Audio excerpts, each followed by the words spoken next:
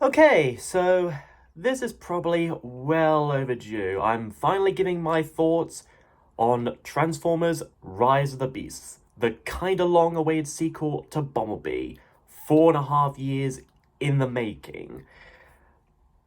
But first, I want to say that bring up a few movies that I forgot to mention back in my Across the Spider-Verse review. A few other movies I forgot to mention that I had seen earlier this year. Two of which being Renfield, which honestly was a very good take on such a lesser known Dracula character.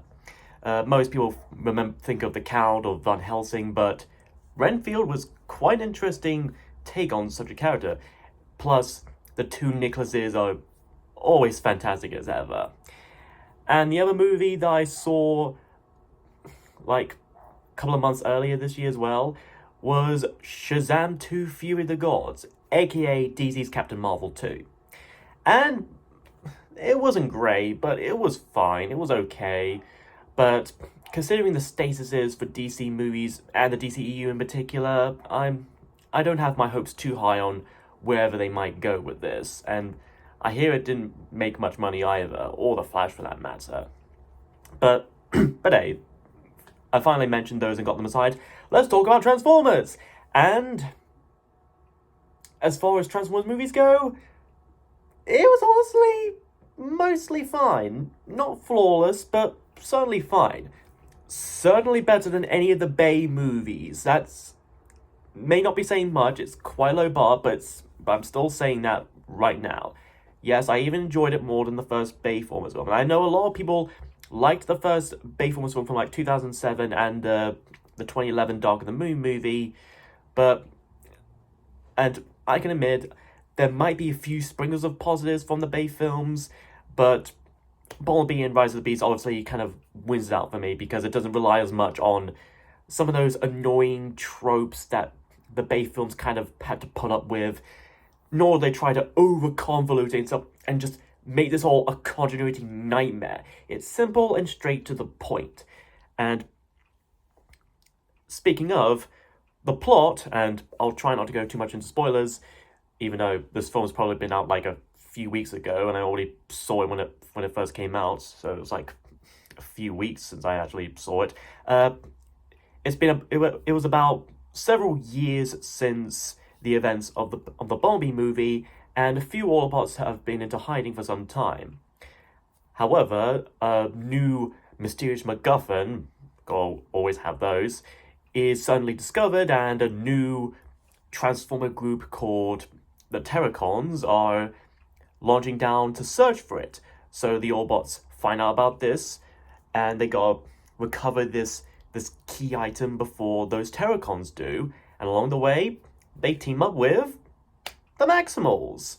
And I'll try not to give too much away here for, again, spoilers, but so yeah, it kind of goes from there. It's mostly kind of a treasure hunt kind of thing.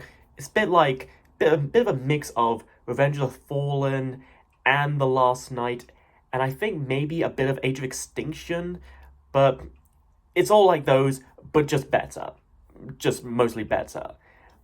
Not flawless. There were some things, character and maybe plot-wise, I think could have been tweaked a little bit better, but I'll probably go into that in probably another video I'll probably make later this year.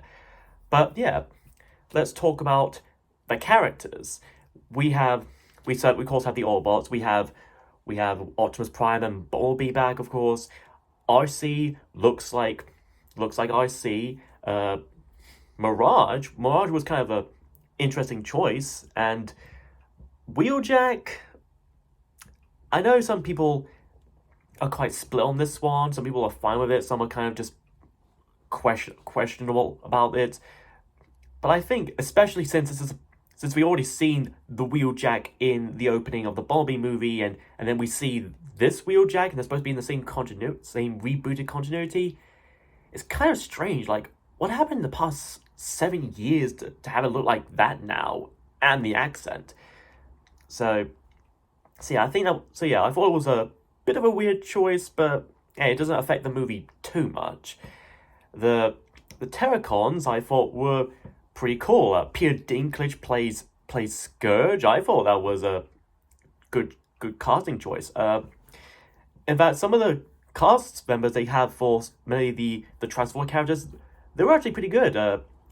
Uh, Michelle Yao as Aerator was pretty cool, and much as I love Gary Chalk, Ron Perlman manages to hold up as Optimus Primal, and he already played the same character, or at least a different iteration of the same character, in the War for Cybertron Netflix series trilogy thing. So it's interesting to have him to reprise it for here now, and of course Barbie is still mute and speaking through radios. We still got to keep up that gag somehow, even after it's like 7 years, and not one point has he ever had someone refix his ball. Where's Ratchet?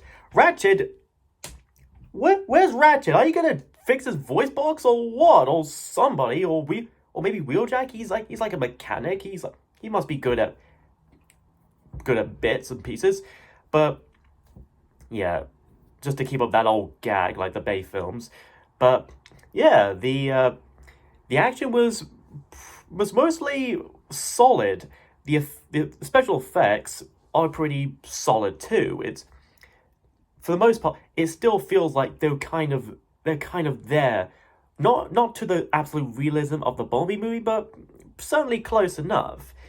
The human characters, I think were fine. Certainly not more tolerable than the Bay characters, that's for sure.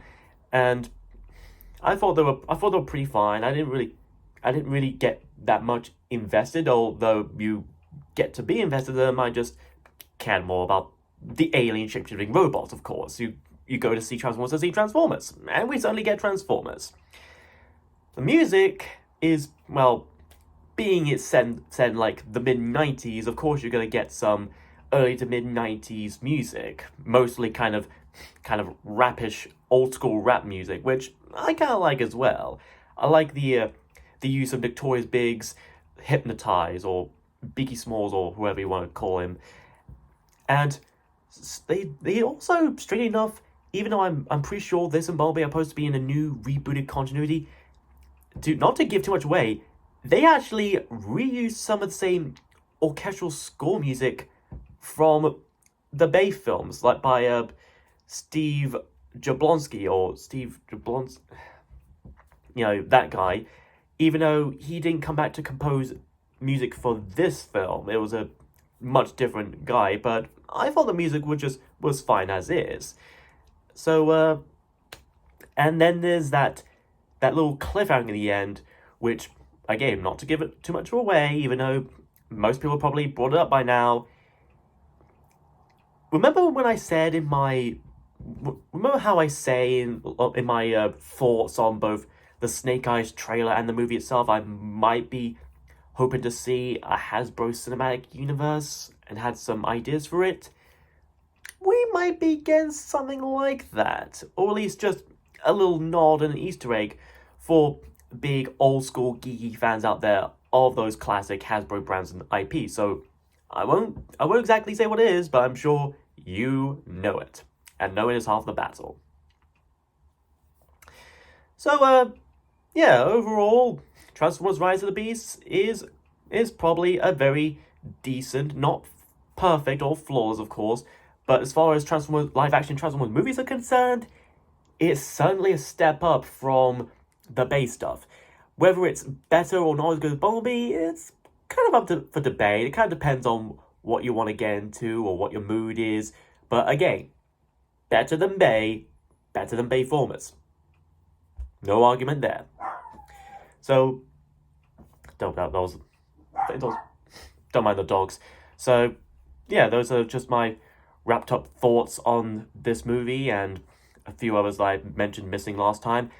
Yeah, I kind of hope to see this kind of keep going. I hope to see good, if not better, Transformers movies, and possibly good Hasbro movies in general.